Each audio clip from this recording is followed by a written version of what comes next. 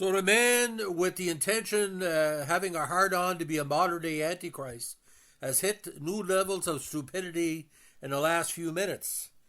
Canada has been the largest trade partner with the States for years. We've been keeping their lights on, giving them cheap oil for years. But according to Donald Trump, we're ripping them off. So I want you to listen to this from a perspective. This is the real news, ladies and gentlemen. But this Donald Trump character right now is either the dumbest American of all time, or I can't even repeat what most people are saying in Canada about him, but I want you to listen to this report. Now, according to CBC's John Paul Tasker, Trump has launched a trade war against Canada with a 25% tariff on most goods. This is going to bankrupt the Midwest of the States for obvious reasons, because it's going to throw gas prices through the friggin' roof. Now, the Orange Devil launched a trade war against Canada on Saturday by imposing a 25% tariff on virtually all goods from the country, an unprecedented strike against a long-standing ally that has the potential to throw the economy of both countries into a tailspin. Trump's long-threatened plan to inflict economic pain on Canada, and we still don't know why, this is a guy whose first wife was Canadian, has materialized in a day he said it would. It includes a 10% tariff on Canadian energy products, according to a senior Canadian official who shared details of Trump's plan with CBC News. Now, we shift at least 4 million barrels of oil to the States per day. We're the largest distributor, the Midwest states especially, and the mountain regions really benefit from our cheap oil. But according to Trump, we're ripping them off.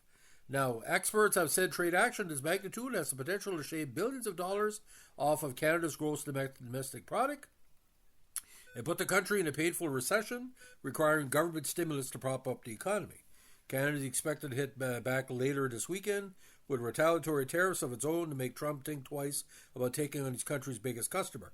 Now, ironically, Donald Trump can't come to Canada as a convicted felon. He's not allowed to come in our nation because he's a criminal. So he can't come and discuss anything with us. We have to go to him. Now, Prime Minister Justin Trudeau is expected to make this announcement at 6 p.m. Eastern Time. Now, Trump's move on Saturday shows no country is safe from his push to dramatically reshape the U.S. economy, roll back globalization, and torpedo free trade deals like the new NAFTA, the Canada-U.S.-Mexico agreement that he signed in the first term. Some $800 billion worth of goods crossed the Canada-U.S. border the first 9 months of 2024 alone, according to Canadian government data. Trump's tariffs could drive down the flow of those goods with major ramifications for businesses and workers on both sides of the 49 parallel, given just how intertwined the two countries are after decades of liberalized trade. Now, last I checked, ladies and gentlemen, we fought side-by-side in World War I, fought side-by-side in World War II, fought side-by-side in Korea, we fought side-by-side with Iraq, but according to Trump, Canada is a bad country. I think the sleazy cocksucker needs a smack in the face from Bubbles, Ricky, and Julian. Maybe what happened down the road. I don't think he's a fan of Trailer Park Boys. Now, Trump is delivering on a campaign promise to seek retribution from countries he claims are ripping off the states. Retribution. By doing so, he's ignoring data that indicates the Canada-U.S. trade deficit is largely driven by American demand for cheaper Canadian oil. When oil exports are excluded, the Americans actually have a trade surplus with Canada, according to Canadian government data. So if he wants us to shut off the power distribution and the oil, go ahead. Why don't you just say that? We'll just cut you off. Trump has cited enormously inaccurate trade deficit figures in the past, claiming at different times it's anywhere from $100 billion to $200 billion. The U.S. government's own data suggests a trade and goods deficit with Canada was $55 billion U.S. as of November 2024, which is mostly oil.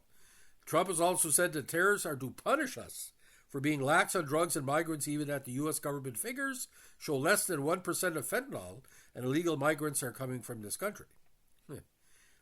Figures from U.S. Customs and Border Protection show the agency seized just 19.5 kilograms. That's 40 pounds of fentanyl on the northern border last year, compared to 22,000 pounds at the Mexican border. CBP data shows the number of people sneaking over the border in the U.S. last year was 24,000, a drop in the bucket compared to surge coming from Mexico.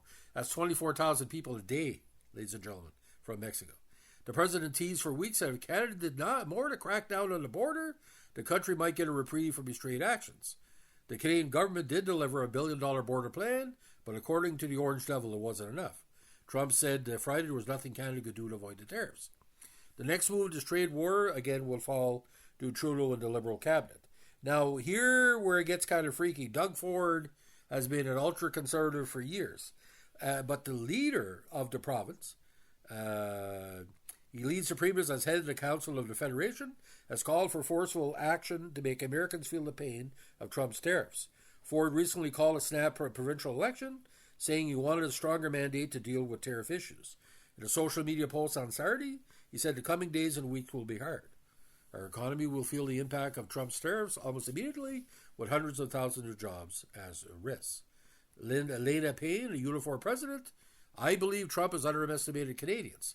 He has failed to realize he has engaged and united an entire nation that is ready to fight to defend every last job in this country. Starting next week, American companies will be forced to pay tariffs to the U.S. government on the Canadian goods they import. Okay, this doesn't come to Canada, and that's... Those added costs could make some Canadian goods less competitive compared to those made in the U.S. or coming from other countries. However, beef and lumber, we have the best lumber in the world, and he wants to tax lumber, but it's all right. If Canadian companies can't sell their products in the States at the same volume, some of them may have to close down or scale back and lay off workers.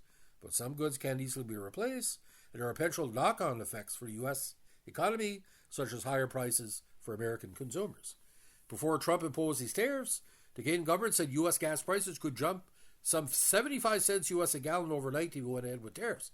So the 25 cent, it could have been $2, but with the 10% might be 75 cents to $1.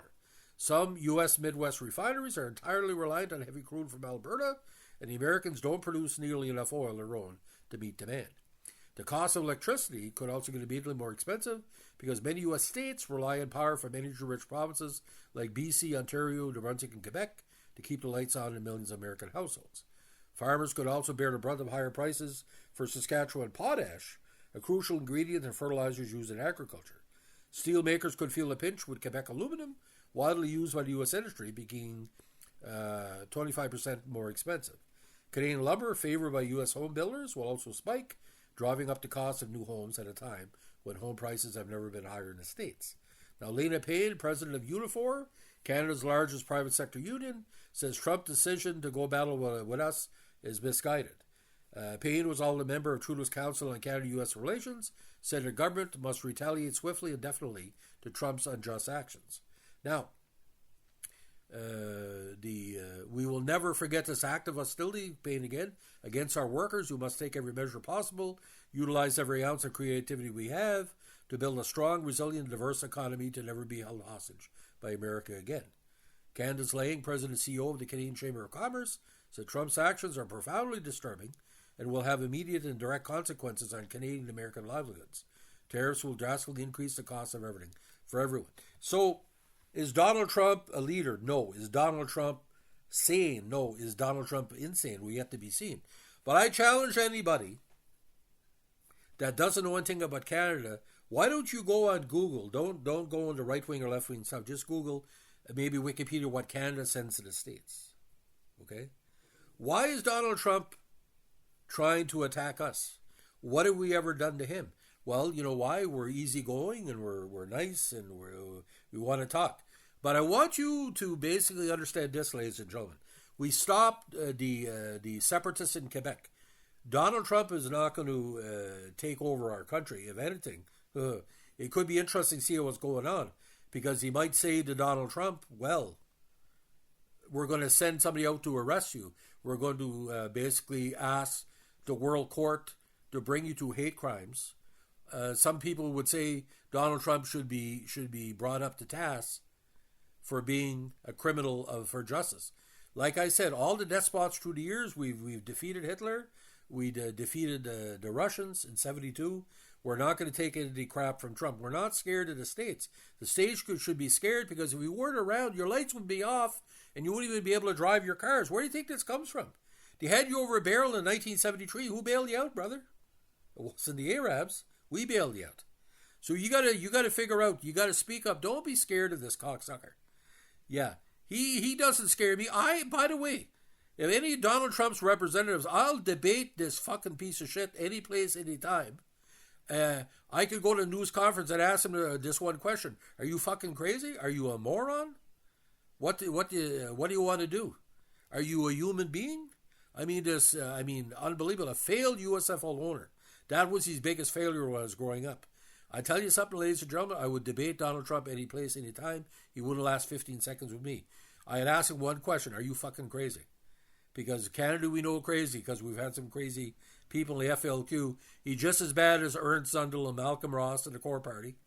Right wing don't get you nothing with the ladies, by the way, Mr. Trump. We're good. By the way, there's a very important song by Justin Timberlake. It's a saying in the North Shore, would he call you an antichrist in the North Shore and a biblical antichrist. What goes around comes around. Keep an eye out for Canada, brother. You might not like what you find. Have a good one. Bye.